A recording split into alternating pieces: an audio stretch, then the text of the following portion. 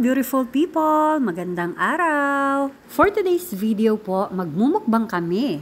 Today nga po pala is Sunday, kaya family day! Nagsimba po kami niyang kaninang umaga. And then, pagkatapos po naming magsimba, nagtungo naman po kami sa isang kainan sa SM. So, bali ang minumukbang po namin dyan is merienda. Meron po kaming fries, kikiam. Meron din po kaming mga sweets na biscuits. At gumawa po ako dyan ng homemade milk tea. At ang sausawa naman po ng aming kikiam at fries, gumawa naman po ako ng mayo ketchup. Para sa kikiam, ketchup lang. At ito po ang aming ganap ngayong Sunday.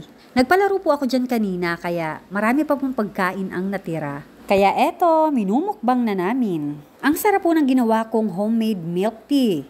3 tea bags lamang po yan and then isang condensed milk. Pero hindi ko po inilahat. Kaya sa mga mahihilig mag-milk tea dyan, na milk tea is life, gumawa na lang kayo. Ito pong mga nakahain na pagkain ay bihira lang namin kainin. Hindi po palagi kasi alam niyo na, hindi maganda sa katawan. Kaya dapat in moderation lang. Kaya po ganitong pagkain ang binili ko at niluto namin dahil nag-request po ang aking panganay na maglaro daw po kami.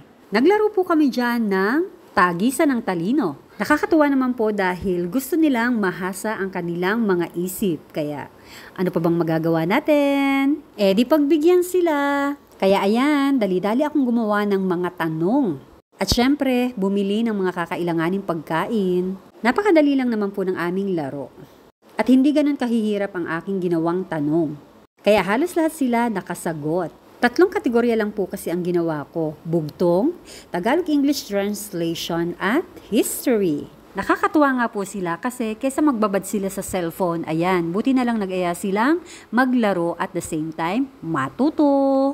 Isa pa pong tuwang-tuwa dyan ay ang aking bunso, na kahit maliit pa ay sumali. Game po kasi yun palagi. Ay siya po, hanggang dito na lang po ang aking ganap at enjoy watching! See you all again next time guys! Have a nice day! Bye bye bye! At kung hindi pa po kayo naka-follow, please follow my page. Thank you!